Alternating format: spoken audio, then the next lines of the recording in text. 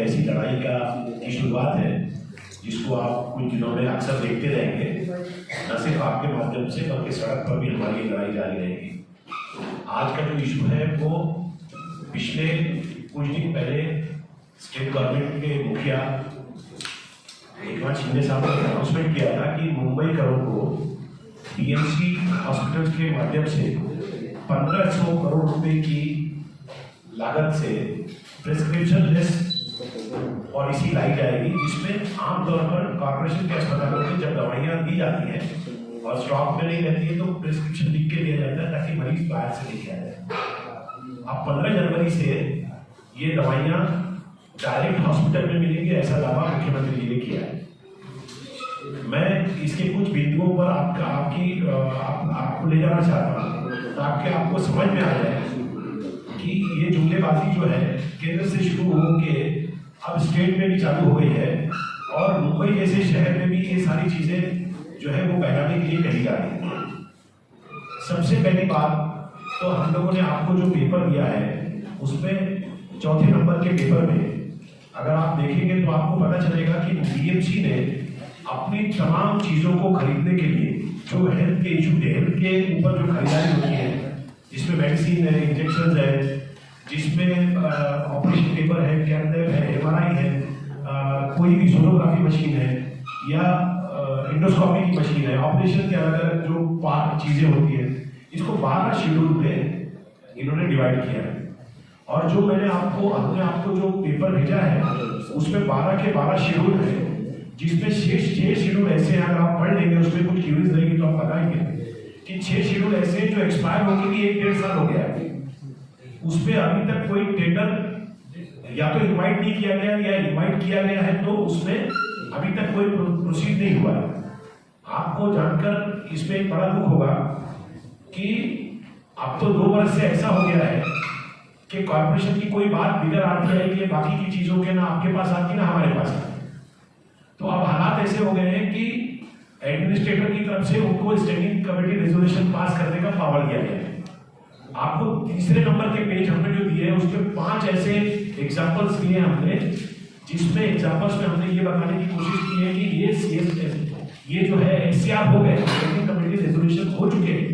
यानी कि standing committee resolution हो जाने के बाद कोई भी चीजों को खरीदने की परवानगी या परमिशन मिल जाती है। और अगर ऐसे में परमिशन मिलने के बावजूद जिंदगी को बचाने वाले अस्पतालों में वो चीजें खरीदने के लिए 1-1, 2-2 साल निकल जाए तो आप समझ सकते हैं कि कॉर्पोरेशन के अस्पतालों की हालत क्या है। मैं बताना आपको ये चाहता हूं कि कॉर्पोरेशन के अस्पतालों में ऐसे मैंने जो किया उसमें एमआरआई की मशीन है, सोनोग्राफी की मशीन है, कैथलैब है और भी बड़ी बड़ी चीजें, उसको हमने ये बताने की कोशिश की है कि इनके जो है एससीआर हुए, लेकिन किसी ना किसी कारण से नीचे के लोग जो है उस एससीआर को मानने के लिए तैयार नहीं है। यानी कॉर्पोरेशन में एडमिनिस्ट्रेटर के पावर को नीचे के लोग चैलेंज कर रहे हैं और वो उसको अप्रूव होने के बावजूद उसके टेंडर्स नहीं कर रहे हैं। कौन रोक रहा है उनको? और अगर ये रुकावट ऐसी ही रही तो 1500 करोड़ रुपए की पॉलिसी जो लेके आ रहे वो सिर्फ आपको एक पैगाम देने के लिए या आपके माध्यम से लोगों को पैगाम देने के लिए हम बताना चाहते हैं। और अब आप देखेंगे कि ये जो चीजें हैं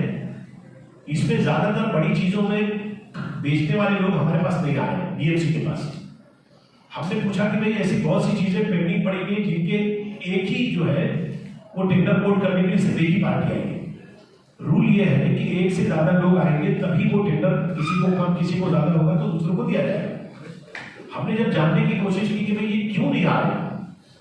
तो हमने फिलिप्स और सीमेंस जैसी कंपनियों को और जनरल इलेक्ट्रिक जो बहुत बड़ी सप्लायर है दुनिया में, ऐसी कंपनियों को जो बड़ी बड़ी एमआरआई मशीन, सोनोग्राफी और बाकी चीजें बनाती है, हमने उनके लोगों को मिलकर जानने की कोशिश की तो उन्होंने कहा कि साहब 2-2, 1.5 साल हो गया, हमको एलसी के मार्फत यानी एलसी के माध्यम से इंटरनेशनल लेवल पर हमारे सारे मशीनरी तो खरीदी कुछ लोगों ने, बीएमसी ने कुछ मशीनें, लेकिन 80% पेमेंट होने के बाद 2-2 साल गुजर जाता, हमारा कोई पैसा देने को तैयार नहीं। तो इसलिए हमने ये चीजें इसमें बिडिंग करना छोड़ दिया है। यानी अब ये मुश्किल हो गई है कि हमारे पास कोई बिडर नहीं आ रहा है 2 वर्ष में, जो बिडर आकर बिडिंग करे ताकि हमारे लोगों को वो एक हेल्दी कंपटीशन के साथ हमको सस्ते में कोई चीज और इक्विपमेंट्स मिल जाए। तो कंडीशन ये है कि एक प्रोसीजर होता है और वो प्रोसीजर के तहत सीपीडी जो डिपार्टमेंट है उसके डीएमसी को ये पावर होता है कि उनके बैलेंस अमाउंट को रिटर्न करे या ना करे, और बरसों निकल जाते हैं, वो कोई साइन करने वाला नहीं, क्योंकि कॉर्पोरेशन है। इतनी अहम चीज जो एक रोजमर्रा की जिंदगी में रोज आपको लगती है, उसी को देखने वाले कोई लोग नहीं है। तो हम ये आपको बताना चाहते हैं कि ये तो चीजें हो गई जिसमें आपको पता चलेगा कि आखिर ये 1500 करोड़ की पॉलिसी लाएंगे तो दवा कहां से आएगी। अगर दवा आ भी गई, जो दवाएं आएंगी, तो टेंडर होने के लिए अभी जो दवाएं हैं 6 टेंडर खत्म हो गए हैं चुनाव के, और जो बचे हुए टेंडर 6 हैं वो मैक्सिमम सारे के सारे 2024 के अक्टूबर तक खत्म हो जाएंगे। अस्पतालों की हालत है कि डीन को ये परमिशन दिया गया है और सीएमएस को कि आप अपनी दवाओं को 3 लाख रुपया पर डे के आपको अप्रूवल देते हैं, आप खरीदते। तो केम में अगर कोई दवा 10 रुपए में खरीदी जाती है तो नायर में वही दवा 12 रुपए में खरीदी जाती है, साइन में वही दवा 14 रुपए में खरीदी जाती है। यानी एक दवा के पीछे पर डे के खर्चे में कितना बड़ा नुकसान हो रहा है उसको आप समझ सकते हैं, और वो पैसा किसी और का नहीं, आपके और हमारे गाड़ी पसीने की कमाई का पैसा है। तो बोलने का मतलब ये है कि जब इस कंडीशन में हालात होंगे तो कैसे काम चलेगा। कॉर्पोरेशन के अस्पतालों में आप बोल रहे हैं कि प्रिस्क्रिप्शन लेस पॉलिसी लाएंगे, तो जिस मरीज को आप दवा आपके पास स्टॉक में नहीं रहेगी और लिख के भी नहीं देंगे, तो फिर उसकी जिंदगी बचाने के लिए कौन आगे आएगा, यानी उसकी जान को भी खतरा है। तो ये चीजें आपके सामने हम लोग रखना इसलिए चाहते हैं कि आपके माध्यम से ये वो लोग जो हुकूमत में बैठे हैं उनको समझ में आए। अब आप सोच लीजिए कि एक साधारण हॉस्पिटल में मरीजों को दूध मिलता है, जब हमने पता किया तो पता चला कि बरस से ज्यादा हो गया और उसके मिल्क के टेंडर नहीं होंगे। अब आप मिल्क के टेंडर भी नहीं होंगे तो क्या कंडीशन रहेगी। आप पौष्टिक आहार की बात करते हैं, जब अस्पतालों में ही आप कुछ पौष्टिक आहार नहीं दे पाएंगे तो आपके कैसे काम चलेगा। और उसके अलावा आपको मैं बड़ी अहम बात, आजकल जो है हिंदू हृदय सम्राट बाला साहब ठाकरे हॉस्पिटल की बात चल रही है। आज उन अस्पतालों की हालत है कि अभी पिछले हफ्ते एक अनाउंसमेंट हुआ था कि 9 बजे जो अस्पताल चालू हो रहे हैं उसको 8 बजे चालू किया जाएगा। मैं आपसे निवेदन करता हूँ कि एक साधारण पेशेंट बनकर आप अपना दवा खाने में जाइए। अभी तो 8 बजे का कुछ हुआ नहीं, 9 बजे ही आ रहे हैं, लेकिन मैं आपको एल वार्ड के 3 दवाखानों के नाम बताता हूँ जिसमें अप्रूवल मिल गया है, नर्सिंग स्टाफ बैठा हुआ है, लेकिन अभी तक उसमें कोई डॉक्टर अपॉइंट नहीं हुआ। दवाइयों की हालत है कि वहां पर आप जाएंगे तो पैरासीटामॉल, 1-2 दवाइयों के अलावा कोई भी दवा वहां पर अवेलेबल नहीं है। तो आप अगर सारी चीजों को कागज पे ओपन करना चाहते हैं तो जरूर ओपन कीजिए, लेकिन जो निचले तबके का आदमी है उसको इतना बहलाइए मत कि वो बेचारा ना वो खरीद सके ना वो कुछ ले सके। और आप जानकर और भी हैरत में पड़ेंगे कि जिस कंपनी को अपना दवाखाना में ब्लड टेस्ट करने के लिए एक कॉन्ट्रैक्ट किया गया था, Krishna diagnostic centre, Krishna diagnostic centre की ये कंडीशन है 10 महीने से कि उनको 10 करोड़ का पेमेंट नहीं किया गया और हमने कुछ लोगों को ब्लड टेस्ट के लिए भेजा, आप जाके चेक करा सकते हैं। अगर रिक्वायरमेंट है कि शाम तक हमको रिपोर्ट चाहिए, 8 घंटे 6 घंटे में कोई इमरजेंसी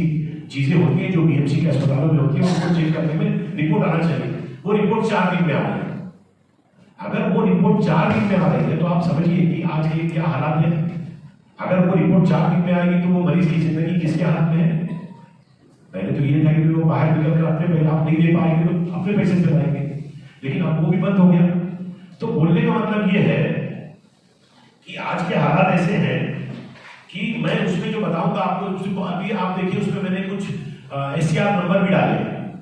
वो एससीआर नंबर में अगर आप पढ़ेंगे तो रेजोल्यूशन हो कि 6 महीना 1 साल हो गया,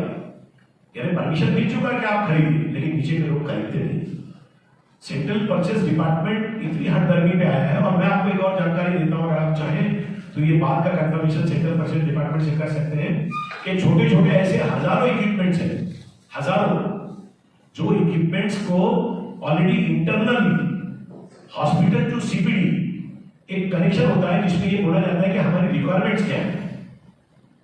आप जाकर देख लीजिए, आपको पता चल जाएगा उनकी इंटरनल रिपोर्ट में कि ऐसे सैकड़ों चीजें उन्होंने भेजी है, लेकिन 6 महीने हो गए वो चीजों को अलॉट करने के लिए, उनकी खरीदारी करने के लिए सेंट्रल परचेज डिपार्टमेंट तैयार नहीं। तो ये सारी चीजें आपके माध्यम आपके सामने इसलिए रखनी थी, जिसमें एक एग्जाम्पल मैं दे दूं कि म्युनिसिपल एडमिनिस्ट्रेटर ने जून 2023 में केईएम हॉस्पिटल के लिए एससीआर नंबर 545 के जरिए इंडोस्कोपी अल्ट्रासाउंड की खरीदारी को मंजूरी दी।